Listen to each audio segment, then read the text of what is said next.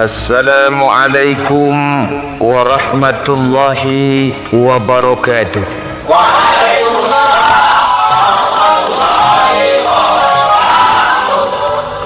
Bismillahirrahmanirrahim. Alhamdulillahi rabbil alamin. Wa bihi nasta'inu ala umurid dunya waddin. Wassalatu wassalamu ala ashrafil anbiya'i wal mursalin wa ala alihi wa ashabihil mujahidin at-tahirin, amma ba'du. Saudara-saudara kaum muslimin rahimakumullah, pembangunan fisik material yang tanpa diimbangi dengan nilai-nilai agama sering cenderung membentuk manusia yang materialistis.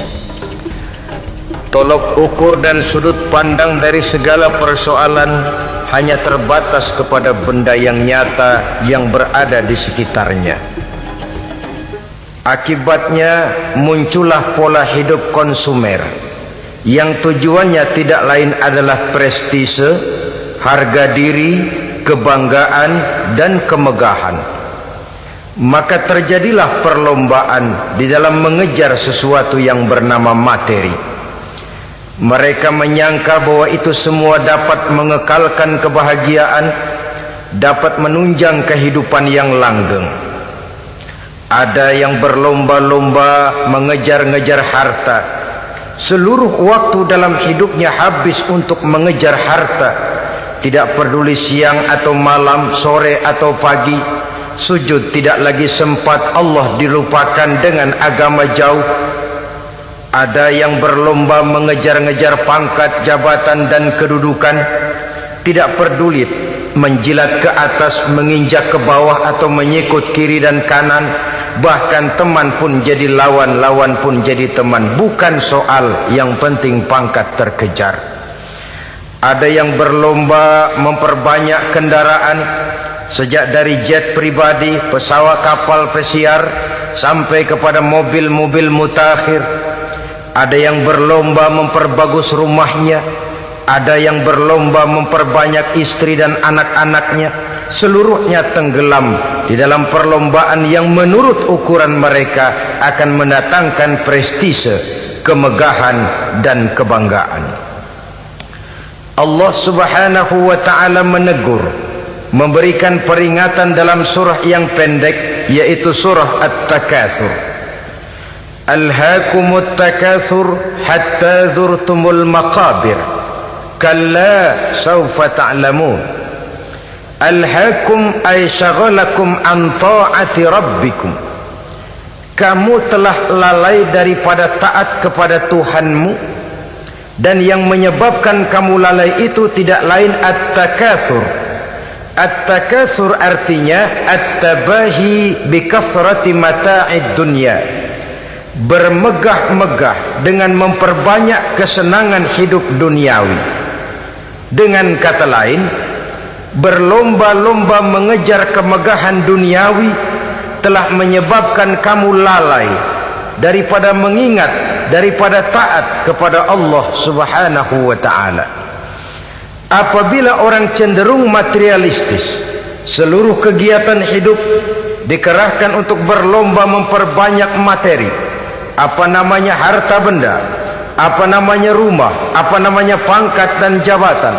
Maka dikala itu seseorang akan sangat mudah lalai daripada taat kepada Allah subhanahu wa ta'ala. Hilanglah kesadaran bahwa sesungguhnya apapun yang kita miliki dalam kehidupan dunia ini tidak lain hanya barang titipan sementara. Kita cari, kita kejar, tapi setelah kita dapatkan, jangan dia dijadikan tujuan. Jadikanlah dia sebagai alat. Apabila harta benda duniawi sudah dijadikan sebagai tujuan daripada kehidupan, maka sesungguhnya kita sudah terseret dalam satu siklus, satu lingkaran setan yang tidak akan pernah berujung. Sebab manusia dalam berhadapan dengan materi duniawi tidak akan pernah mengenal kata cukup, tidak akan pernah mengenal kata puas, dan tidak akan pernah bertemu dengan titik. Selalu koma, selalu kurang. Saudara-saudara kaum muslimin rahimakumullah, oleh sebab itu agama memberikan kesadaran seluruh yang kita miliki, yang dititipi oleh Allah dalam kehidupan ini berupa materi keduniaan, hakikatnya adalah alat dan bukan sebagai tujuan.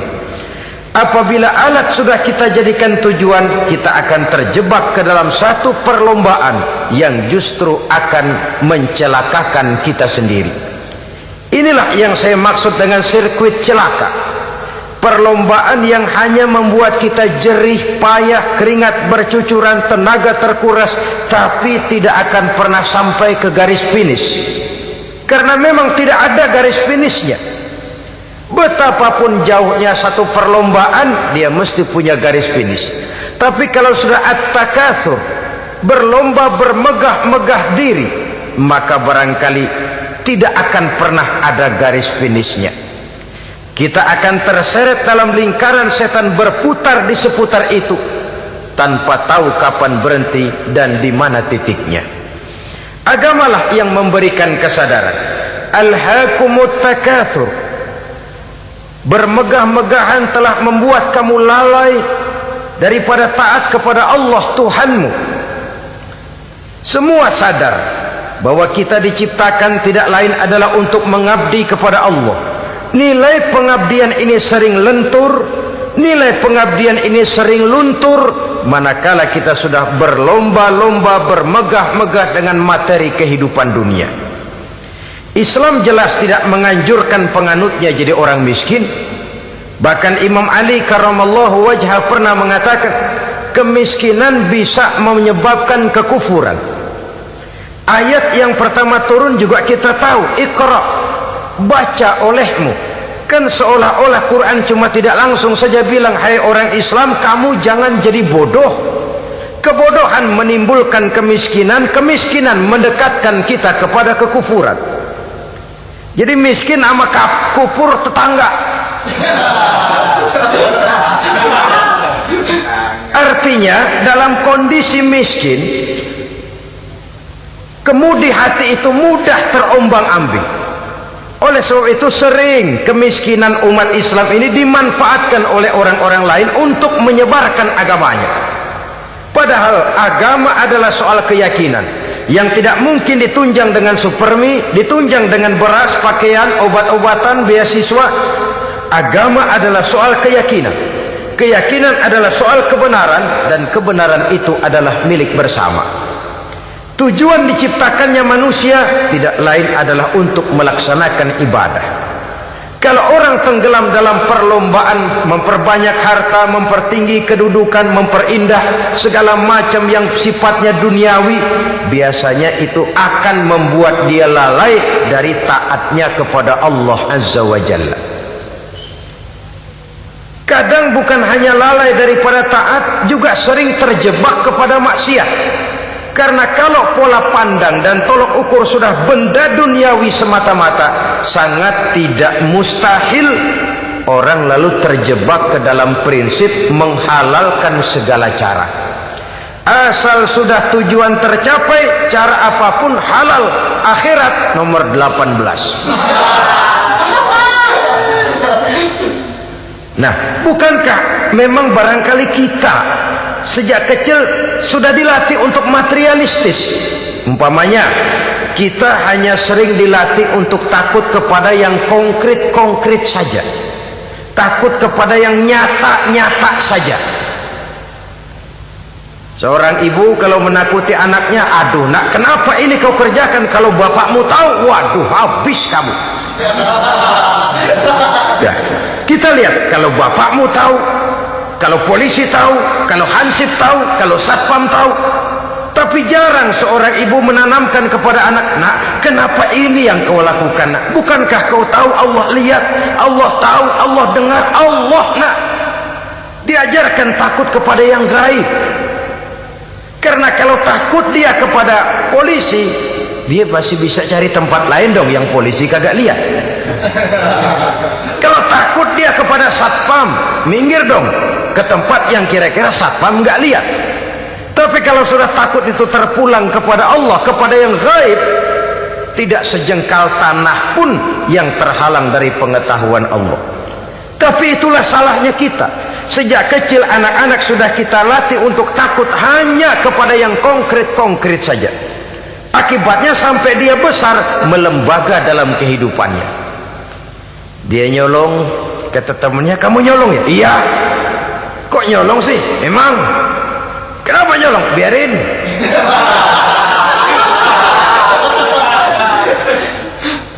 Kamu kan tahu Allah lihat. Tahu. Kenapa nyolong juga? Biarin. Asal orang jangan lihat. Kalau Allah mah lihat, dia kagak ribut. Allah enggak ribut katanya. Nah, ini kan satu refleksi yang timbul daripada kenyataan. Jikalau orang hanya dijejali rasa takut kepada yang konkret-konkret saja, kepada yang zohir-zohir saja, yang akan tumbuh lalu mental kucing, sopan, tenang, kalem, ayem, nggelenggem. Kalau ada orang, sedikit orang meleng, kucing kelihatan watak aslinya. Saudara-saudara kaum muslimin rahimakumullah. Oleh sebab itulah maka agama lewat surah yang kita bicarakan pada pertemuan ini memberikan peringatan.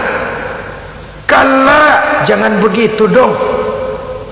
Kamu boleh mencari dunia, silahkan cari harta yang banyak, cari pangkat yang tinggi, tapi jangan itu membuat kamu lalai daripada taat terhadap Allah subhanahu wa ta'ala. Jangan karena keinginan mendapat harta yang sebanyak-banyaknya lalu melakukan segala macam cara asal tujuan tercapai. Itu sudah membuat kita lalai. Jangan karena ingin mengejar kedudukan yang tinggi lalu jilat atas injak bawah. Nggak mempan jilat, dukun dipakai.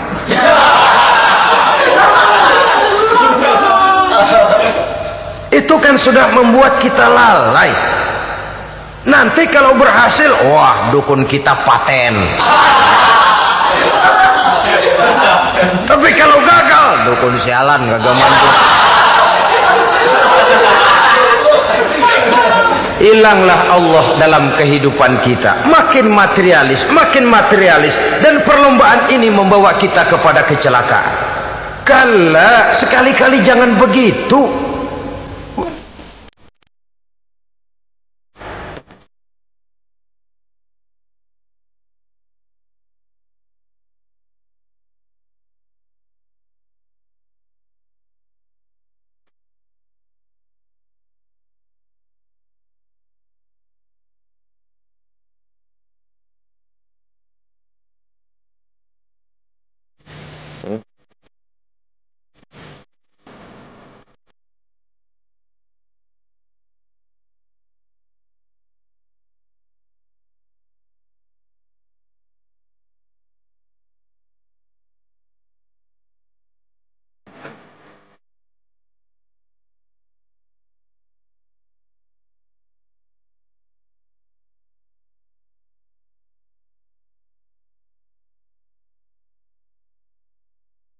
Nyatanya kan ada orang nyari duit, setelah duitnya banyak dibudakin oleh duit.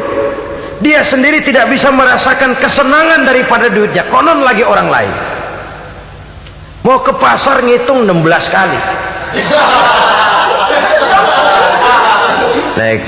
Naik bajai 1000. 1000 itu kalau ratusan semua 1000 lembar. Hitung-hitung, mendingan jalan kaki. Jalan kaki tengah hari bolong, panas, kan dibudakkan oleh uang.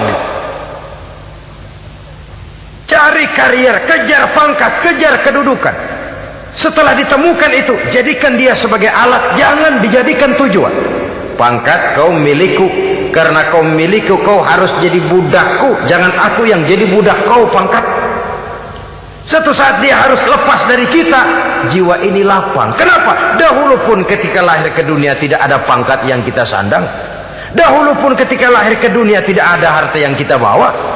Jadi harta itu, pangkat itu, kedudukan itu ada dalam hati, tapi tidak berurat dan berakar.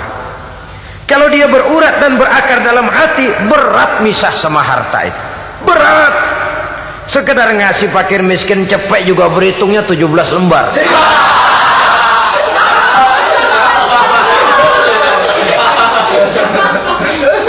Dengar di kantornya mau ada mutasi, pindah dia dari tempat basah ke tempat kering, baru berita burung udah meriang duluan. Ini nanti bagaimana, itu nanti bagaimana, ini nanti bagaimana. Kan tidak jarang orang yang kena apa istilah kerennya zaman sekarang itu post power syndrome. Post power syndrome ini pernah dianalisa oleh Nabi. Kata beliau, irhamu salasatan minan nas. Sayangilah 3 macam manusia. Siapa mereka? Pertama, azizan zalla, orang terhormat yang jatuh hina. Ini yang sering terkena post power syndrome. Biasa kemana-mana dikawal, dihormati, datang ke tempat ini protokol siap, ini serba diatur semua, serba beres. Begitu jabatan selesai atau pensiun, habis orang gak indah-indah. Dia lihat orang diemin aja, orang diemin, orang tonton. Ini kalau nggak kuat mentalnya, itu kena post power syndrome. Akibatnya ya bisa jantungan, bisa leper, bisa darah tinggi. Ya penyakit-penyakit yang zaman dulu kita nggak kenal. Ini kan makin banyak dokter, makin maju ilmu kedokteran, makin aneh penyakit. Saudara hadirin yang saya hormati, post power syndrome kena apa yang dinamakan frozen emotional attitude. Tidak kuat menghadapi kenyataan. Azizan zalla, orang terhormat yang jatuh hina, itu sangat perlu dikasihani. Yang kedua, ghaniyan qad iftaqara, orang kaya jatuh miskin. Ini juga sama. Biasa hidup apa ada, serba ada, lalu harus hidup apa adanya. Ini kalau kurang-kurang kuat benar-benar memble ini.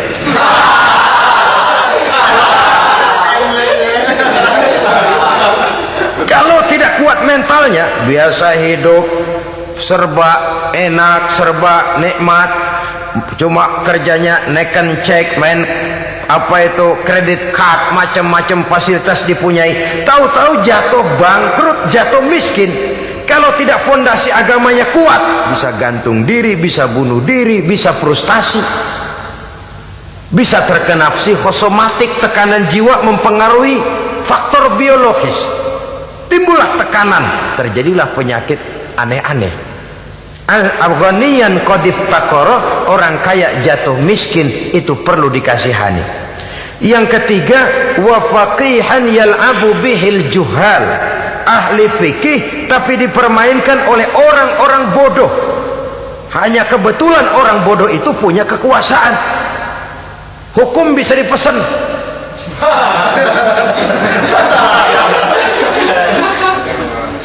Aturannya haram, Ustaz, ada haram dikit aja dah.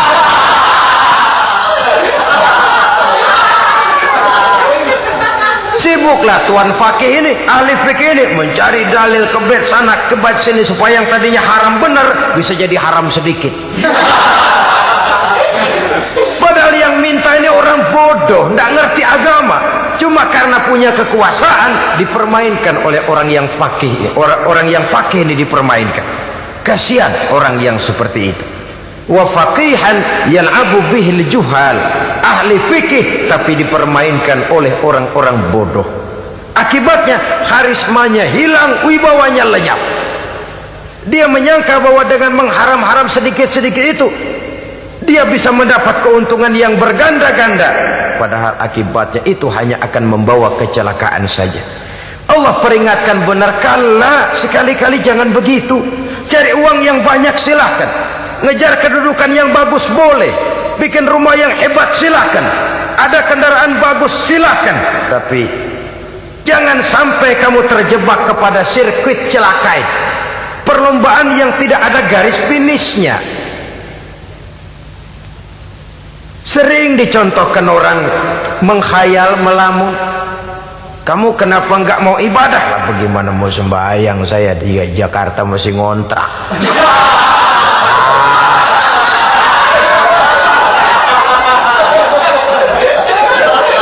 bingung tiap akhir tahun kontrakan habis. Kalau punya rumah sendiri walaupun kecil-kecilan, tenanglah saya ibadah. Baiklah, oleh Allah diberikan rezeki bisa bikin rumah walaupun kecil-kecilan. Sudah punya rumah sendiri belum juga ibadah, apalagi mulur lagi. Habis bagaimana mau sembahyang, rumah kecil banget. Pinggir kali asal hujan bocor ya.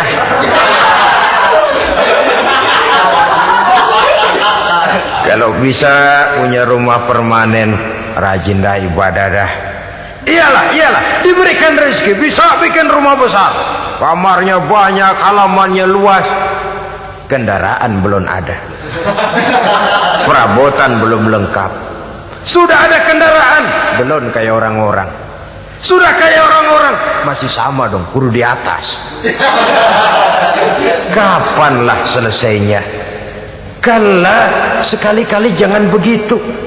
Jangan kamu mengumpulkan harta bermegah-megah membuat kamu lalai dari taat kepada Tuhanmu. Engkau tinggalkan rukuk dan sujud, engkau jauh dari masjid, engkau kering dari kehidupan beragama. Sebab itulah maka pembangunan fisik material tidak bisa dipisahkan dengan pembangunan mental spiritual. Tidak hanya cuma dalam teori, tapi juga harus dalam praktek. Selalu pembangunan yang hanya mengarah kepada fisik material, jauh dan kering dari agama, hanya akan melahirkan manusia-manusia materialistis yang terjebak di dalam sirkuit celaka perlombaan yang tidak pernah mengenal garis finish. Sebab itu agama mengajarkan, orang kaya itu siapa sih? Yang banyak duit? Belum tentu. Yang kebunnya di mana-mana ngebelata? Belum tentu. Yang pabriknya selebar-lebar? Belum tentu. Yang punya segala macam peternakan, dari peternakan gajah sampai peternakan kutu?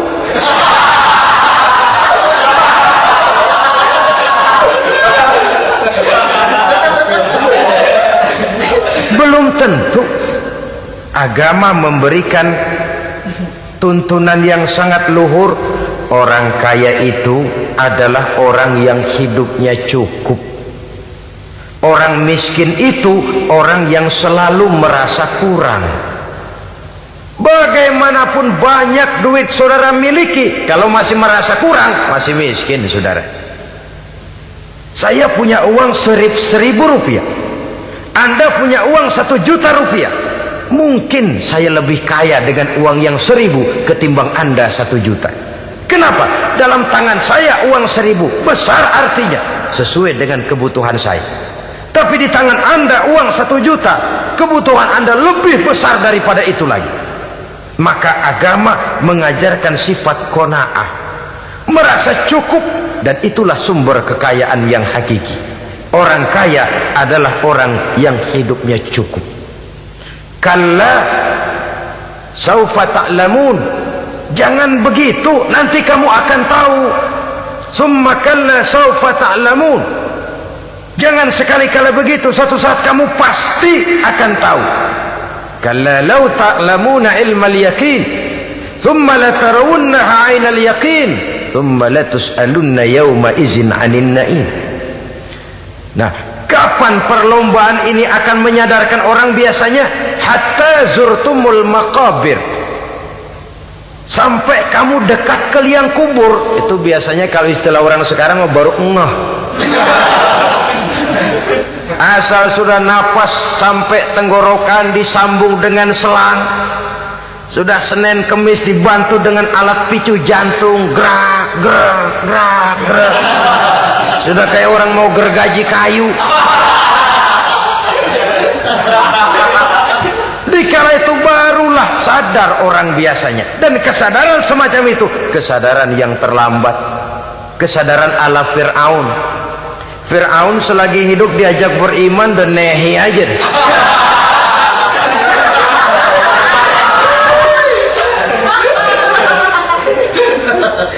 Tapi ketika dia tenggelam di lautan merah bersama seluruh tentaranya, dikala napas hampir terputus, keluar ucapannya, amantu bi Rabbi Musa wa Harun. Aduh, kalau begini mah saya juga percaya kepada Tuhannya Musa dan Harun. Saya beriman kepada Allah. Lagi timbul tenggelam mau sekarat baru beriman. Hatta zurtumul maqabir. Kamu telah lalai dari sebab bermegah-megah sampai kamu masuk ke liang kubur, dekat ke liang kubur. Kalimat zurtum di sini menjelaskan bahwa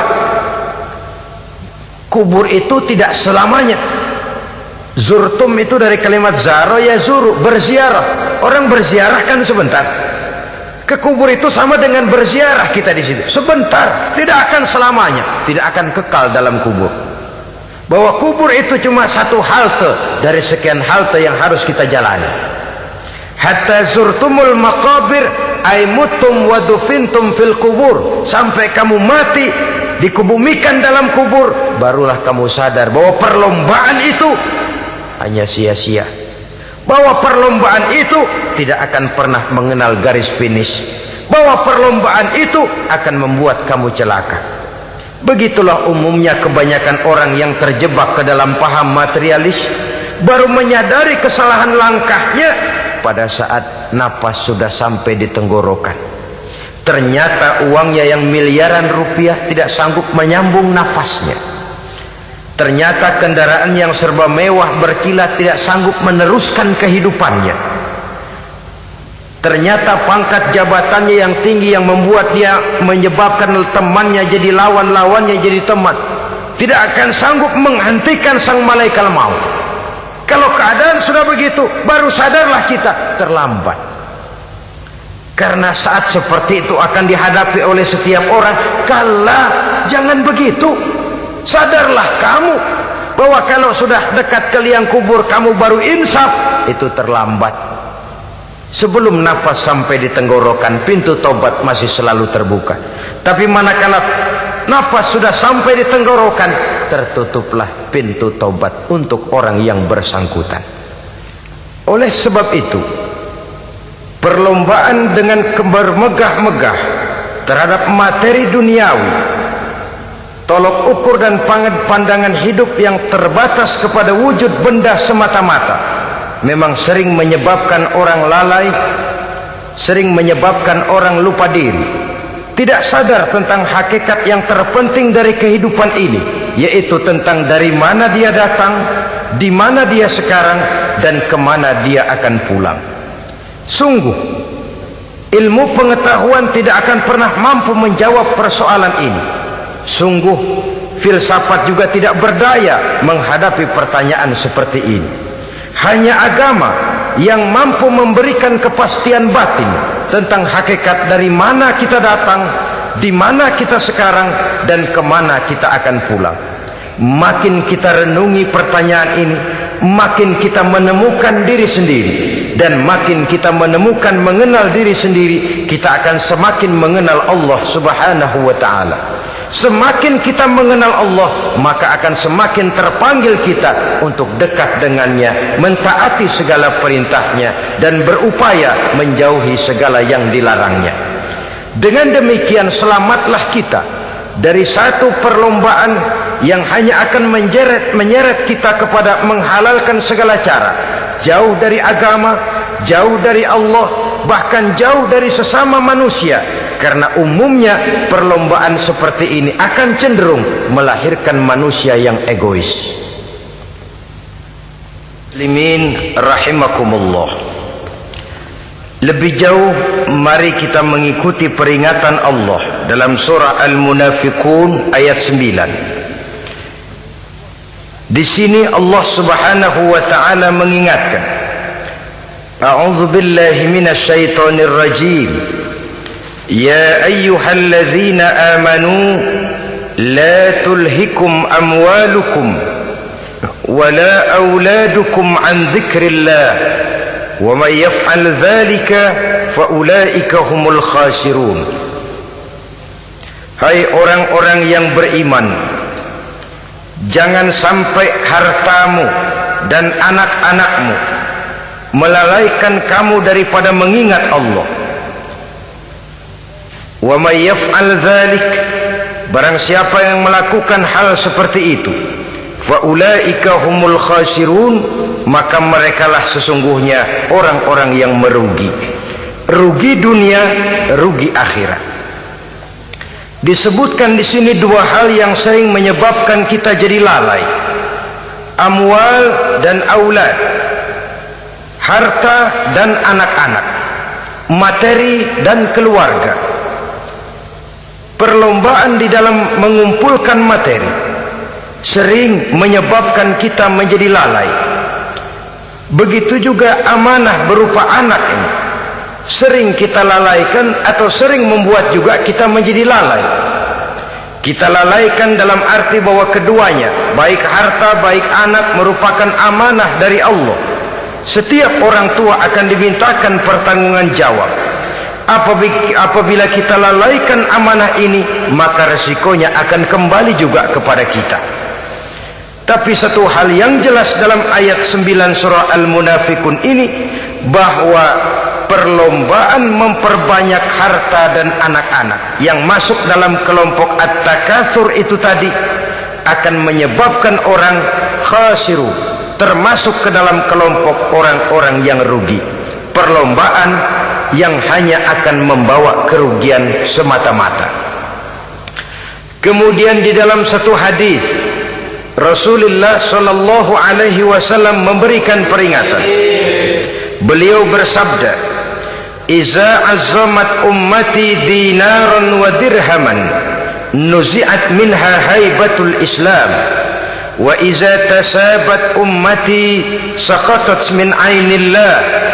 Wa iza turikatil amru bil ma'rufi wan nahyu 'anil munkari, hurimat 'alaihim barakatul wahyi." Ada tiga hal yang kalau kita kerjakan akan menimbulkan tiga macam akibat di dalam hadis ini. Pertama, iza azzamat ummati dinaran wa dirhaman. Apabila umatku sudah mengagung-agungkan dinar dan dirham, artinya kalau umatku sudah jatuh menjadi umat yang materialistis, segalanya diukur dari dinar dan dirham. Dinar dan dirham ini kalau bahasa Inggrisnya dokat.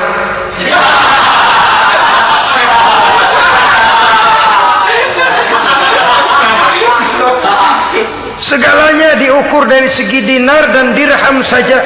Nuzi'at minha haibatul Islam, akan dicabutlah kehebatan Islam dari mereka. Memang ada kalanya kita berkata bahwa tanpa uang kita tidak bisa berbuat apa-apa.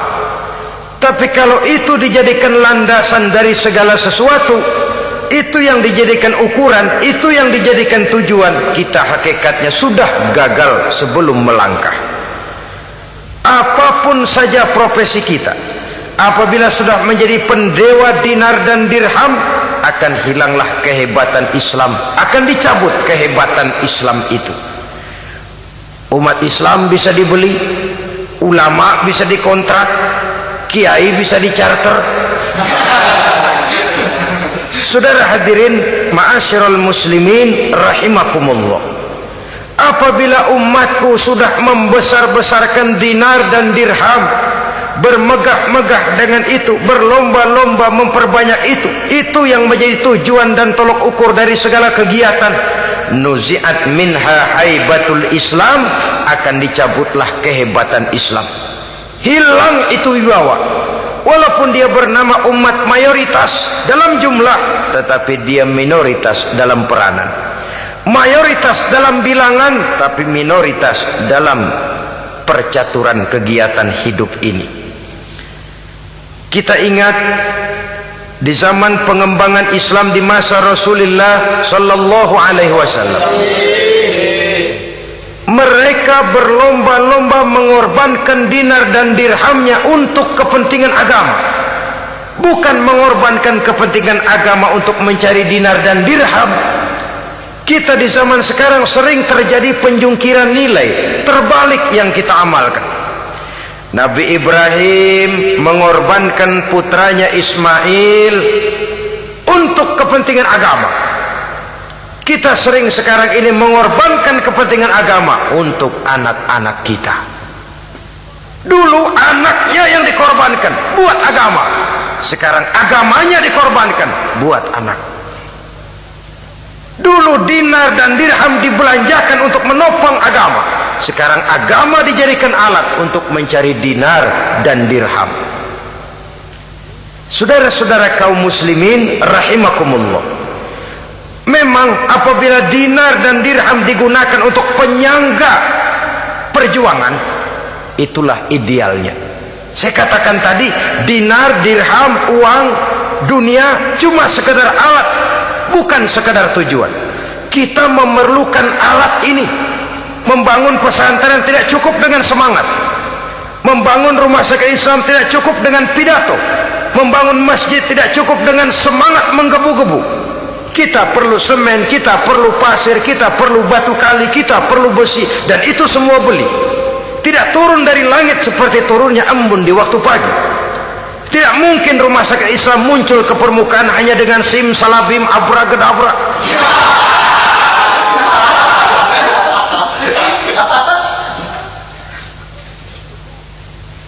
Oleh sebab itu, saya bersyukur kecenderungan belakangan ini pengajian-pengajian akbar di berbagai tempat tidak hanya sebagai ajang untuk menanamkan akidah, membina ukhuwah, tapi juga menjadi sarana di mana kita mengumpulkan dana, menghimpun potensi umat, menginventarisir potensi untuk kepentingan pengembangan daripada agama.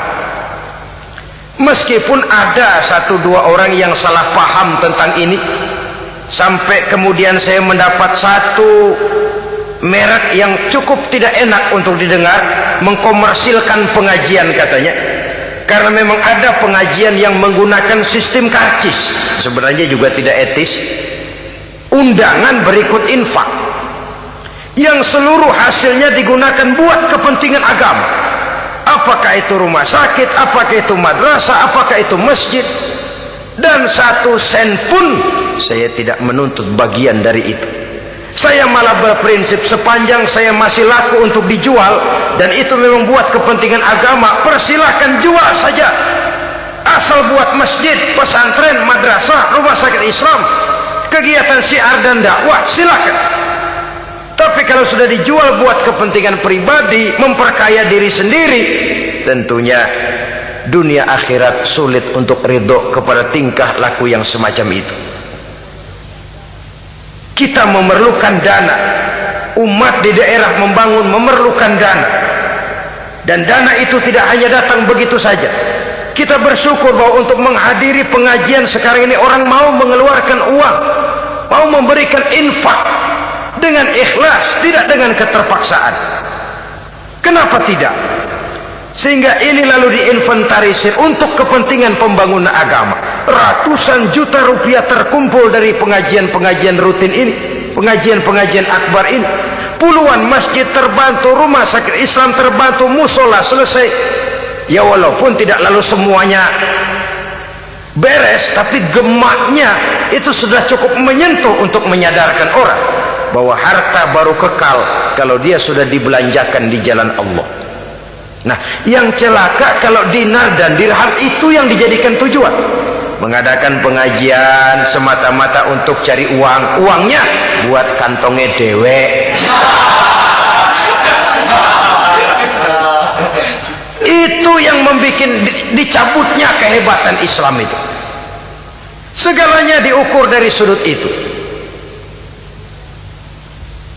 sehingga ketika seseorang datang bertanya tentang hal-hal yang berkaitan dengan ini, maka hal semacam ini sesungguhnya satu nikmat yang perlu kita syukuri sepanjang menginventarisir potensi umat benar-benar digunakan buat kepentingan daripada agama kita. Jadi peringatan tegas dari Nabi ini, iza azzamat ummati dinaron wa dirhaman nuzi'at minha haibatul Islam. Apabila umatku sudah mengagung-agungkan dinar dan dirham, maka akan dicabutlah kehebatan Islam dari tengah-tengah mereka. Remeh saja orang memandang kita, enteng saja orang memandang kita. Satu. Yang kedua, peringatan Nabi, wa iza tasabat ummati saqatat min ainillah apabila umatku sudah saling mencaci maki, apabila umatku sudah saling berbantah-bantahan, saqatat min ainillah, jatuhlah mereka dalam pandangan Allah. Kalau sesama umat ini sudah saling menjelekkan, apakah yang menjelekkan itu lebih bagus dari yang dijelekkan di hadapan Allah? Dua-duanya sama rendahnya. Pribadi saya mungkin puas kalau saya bisa menghantam saudara di depan umum, menjelek-jelekkan nama saudara. Tapi lebih baikkah saya dalam pandangan Allah? Sama rendahnya dengan orang yang saya jelekkan. Itu pun kalau yang dijelekan benar-benar jelek. Kalau cuma sekedar fitnah, wah, lebih celaka lagi nasib si orang itu tadi. Ini artinya menyadarkan kita bahwa umat ini sudah diikat dengan akidah. Beraneka ragam kita, tapi harus ada kebersamaan. Berbeda kita, tapi harus satu, sebagai satu ummatan wahidah, satu umat yang satu. Oleh sebab itu, persamaannya lah yang harus kita angkat ke permukaan, bukan perbedaannya yang kita perbesar. Sudah datang waktunya umat Islam bangun dari tidurnya, jangan lagi dibuai oleh irama mayoritas. Sudah lewat masanya kita bertengkar karena persoalan-persoalan kecil yang tidak prinsip. Sudah datang waktunya umat Islam bersatu, menyusun saf yang lebih lurus, oleh karena ia dihadapkan kepada tantangan-tantangan yang tidak semakin ringan. Kalau kita bertengkar dengan kita, kalau kita saling mencaci sesama kita, bukankah Yahudi tepuk tangan? Bukankah Nasrani menari-nari? Bukankah pihak ketiga akan menangguk di air keruh? Dan kerugian akan terpulang kepada kita semua. Tapi inilah realita, bahwa yang kita hadapi ini sesungguhnya musuh kita di luar kita, bukan di dalam kita. Apakah itu kemiskinan, kebodohan, maksiat, munkarat, ketidakadilan, kezaliman, kesewenang-wenangan, dan lain sebagainya. Yang musuh jadikan musuh, yang teman mari kita rangkul. Jangan terbalik, teman dimusuhi, musuh malah dirangkul. Maka berpesta poralah musuh-musuh Islam ini. Saudara-saudara kaum muslimin rahimakumullah, Nabi memperingatkan dengan tegas, wa iza tasabat ummati saqatat min ainillah. Jikalau umatku sudah saling mencaci maki, sudah saling berbantah-bantahan, jatuhlah mereka dalam pandangan Allah. Satu ayat menjelaskan, jangan sebagian kamu meremehkan, yaskhar, mengecilkan, menganggap enteng orang lain. Boleh jadi yang dihina, diremehkan, dianggap enteng itu nilainya lebih bagus daripada yang menganggap enteng. Hakikat segala sesuatu itu cuma kembali kepada Allah. Di sanalah penilaian finalnya. Manusia hanya melihat yang zahir. Makin banyak harapan hidup ini kita gantungkan kepada manusia, makin banyak kita harus bersiap untuk kecewa. Saudara-saudara kaum muslimin rahimakumullah. Kemudian yang ketiga peringatan dari baginda Nabi, wa iza turikatil amru bil ma'rufi wan nahyu 'anil munkari hurimat 'alaihim barakatul wahyi. Apabila amar ma'ruf dan nahi munkar telah ditinggalkan, maka akan hilanglah keberkahan wahyu, akan hilanglah keberkahan Quran, akan sirnalah keberkahan agama. Amar ma'ruf dan nahi munkar ditinggalkan, artinya di tengah masyarakat sudah tidak ada lagi yang menyerukan ini baik, ini tidak baik, ini halal, itu haram. Mari kita sholat, mari makmurkan taklim, santuni yatim piatu, makmurkan masjid. Seruan ke arah itu tidak lagi terdengar. Sementara tinggalkan judi, tinggalkan minuman keras, jauhi zina, seruan semacam itu pun tidak lagi terdengar. Maka hilanglah keberkahan wahyu itu. Karena amar ma'ruf dan nahi munkar merupakan bagian daripada ajaran agama kita, menjadi sponsor dari segala macam kebajikan dan menjadi penghalang daripada segala macam kemunkaran, sesuai dengan batas kemampuan yang kita miliki masing-masing. Nah, saya kembali kepada persoalan pokok di awal pembicaraan tadi. Bagaimana jalan keluarnya? Jalan keluarnya tidak lain adalah upaya.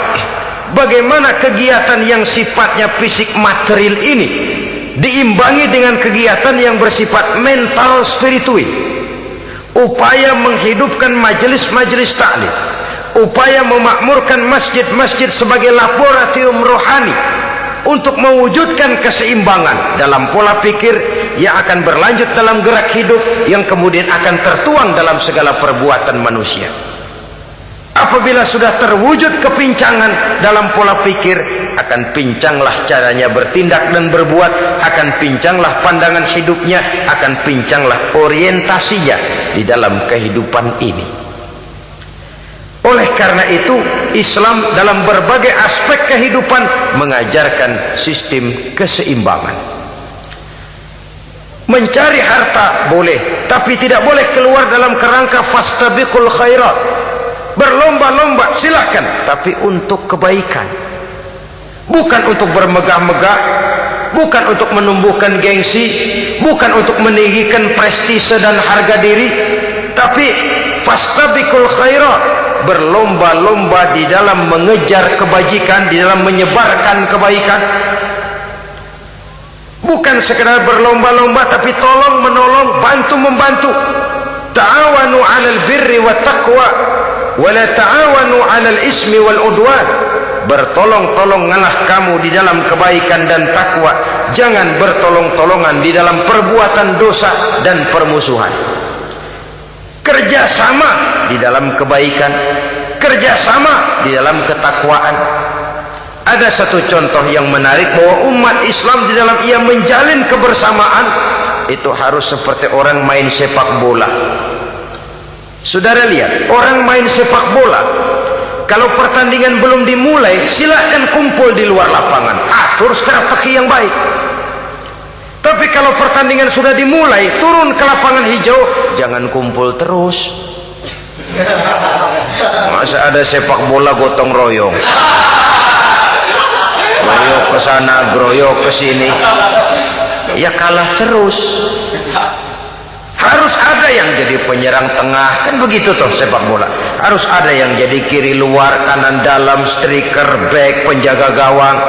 Yang penting kerjasama, teamwork, lalu mampu menciptakan operan-operan. Yang jadi back jangan ngiri sama yang jadi penyerang tengah. Jangan hasut, sebab bagaimanapun juga andai kata si penyerang tengah berhasil menjaringkan bola ke gawang lawan, kan kemenangan bukan kemenangan satu orang, kemenangan satu kesebelasan, kemenangan satu tim. Ini yang sering terjadi, back ngiri sama penjaga gawang, lalu penjaga gawang ngiri sama penyerang tengah, penyerang tengah ngiri sama kiri luar. Ya kapan mau menggolkan ke gawang lawan? Kita ini satu kesebelasan, posisi boleh berbeda. Umat Islam itu harus ada yang jadi camat, lurah, bupati, gubernur, menteri, jadi jenderal, jadi konglomerat, jadi pengusaha, jadi teknokrat. Yang penting kerjasama, teamwork, mampu menciptakan operan-operan yang akurat. Diego Armando Maradona, enggak pakai dia, enggak. Itu katanya maha bintang, gagah, hebat, bintang lapangan hijau. Kapan Maradona hebat? Kalau ditunjang oleh 10 temannya yang lain, merupakan satu kesebelasan. Bagaimanapun hebatnya Diego Armando Maradona, kalau dia sendirian lawan satu kesebelasan, remek.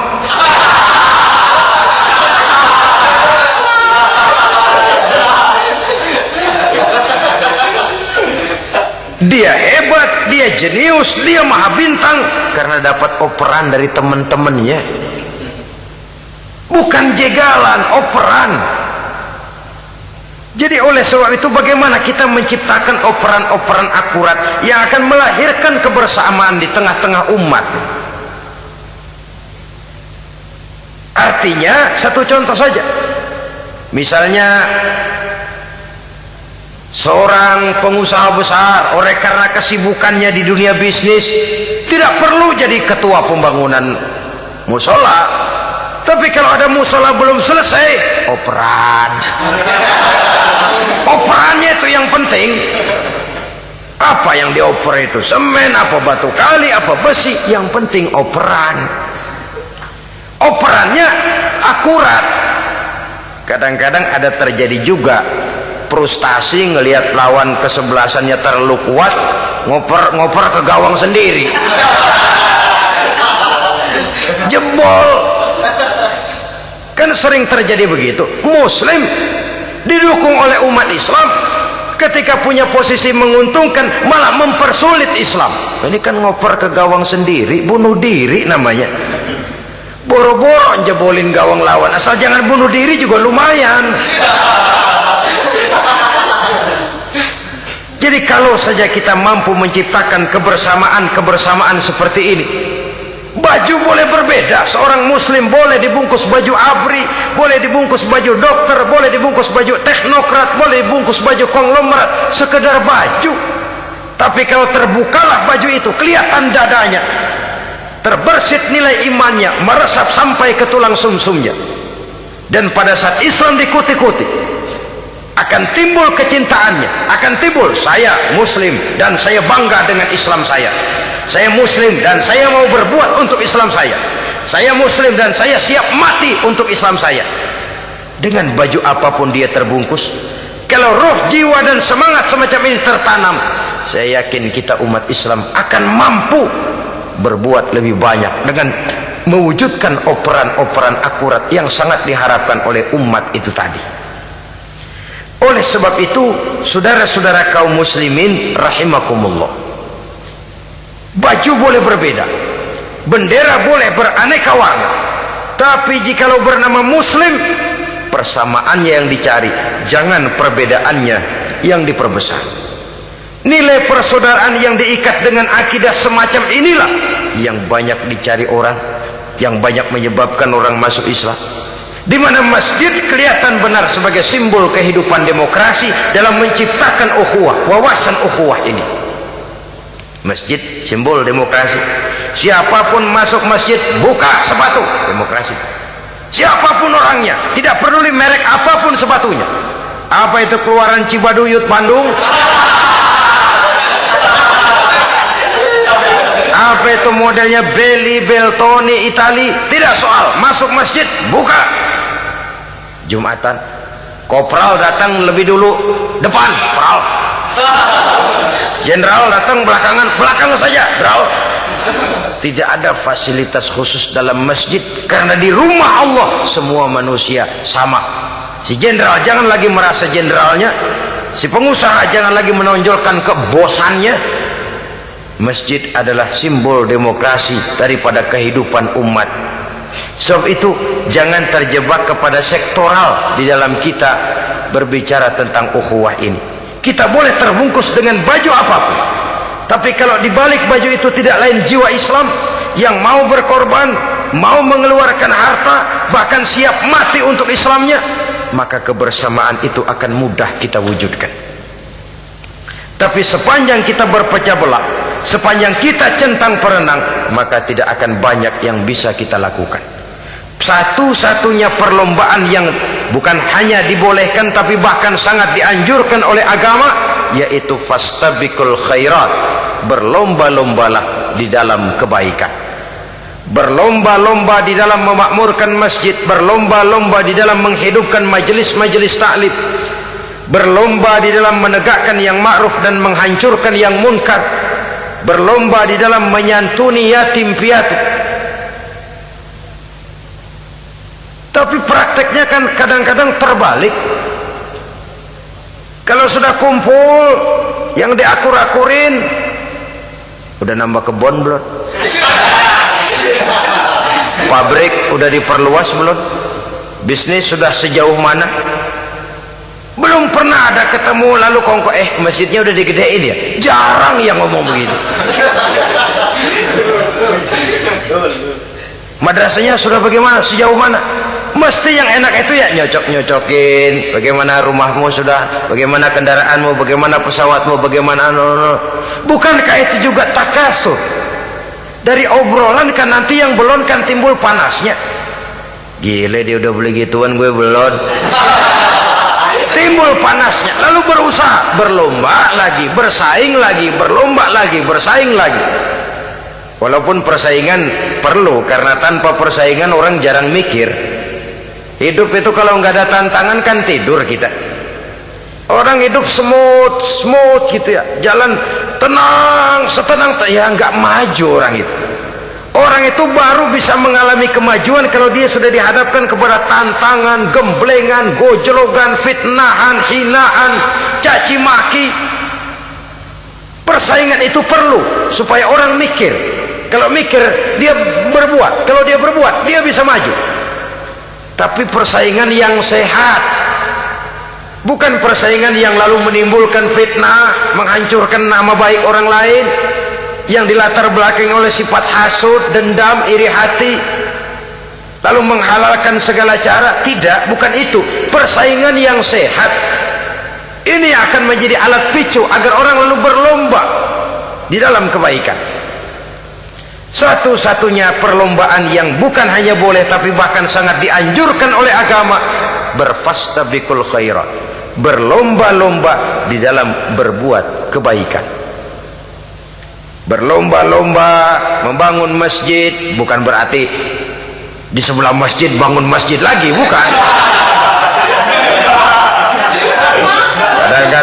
Kadang-kadang karena ada fastabiqul khairat, berlomba-lomba, nggak apa-apa dah, di sebelah masjid bikin lagi masjid. Akhirnya azan perlombaan, main kenceng-kencengan. Bukan itu yang diinginkan, tentu bukan itu. Bagaimana memakmurkan masjid, bagaimana memfungsikan masjid, bagaimana membina umat dan lain sebagainya. Jadi pembicaraan ke arah itu akan menimbulkan rangsangan untuk berlomba di dalam kebaikan.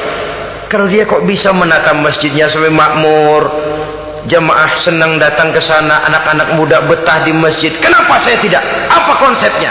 Nah, ini kan berlomba, tapi berlomba dalam kebaikan. Kalau dia bisa menghimpun anak-anak muda lalu diarahkan kepada jalan yang positif, kenapa saya tidak bisa? Dia punya potensi yang saya juga punya. Berlomba di dalam kebaikan. Perlombaan semacam ini akan memberikan ketentraman karena jalan yang ditempuh jalan ibadah. Tapi kalau perlombaan materi, at-takatsur tadi, yang timbul bukan ketentraman, panas. Karena panas, udah dekat, panas kan tetangganya hasud, dengki, iri hati, sakit, demam, orang lain maju meriang. Lah kalau sudah begitu, hasud yang jadi bisikan hati, ya sudah, segala macam cara dilakukan untuk menjatuhkan orang lain. Dan itu sudah bukan lagi persaingan yang sehat. Saudara-saudara kaum muslimin rahimakumullah. Oleh sebab itu kita tutup pertemuan singkat kali ini dengan satu kesimpulan, bahwa harta adalah sekedar alat, bukan tujuan di dalam kehidupan. Tanpa harta barangkali orang sulit untuk bahagia, tapi harta semata-mata tidak merupakan jaminan bahwa orang lalu akan bahagia. Termasuk di dalam kata harta ini pangkat, jabatan, kedudukan, anak, istri, keluarga, rumah, tanah, pabrik, kebun, peternakan, dan lain sebagainya. Perlombaan yang dianjurkan di dalam agama adalah perlombaan untuk berbuat kebaikan. Maka masalahnya sekarang, bagaimana kita memanfaatkan harta ini untuk sebanyak-banyak kebaikan yang bisa kita lakukan. Semoga kita mampu melakukannya dan kita tidak termasuk dalam orang-orang yang celaka yang lantaran bermegah-megah dengan kesenangan dunia saja. Terima kasih atas segala perhatian, mohon maaf atas segala kekurangan. Usikum wa nafsi bitaqwallah. Wassalamualaikum warahmatullahi wabarakatuh. Waalaikumsalam.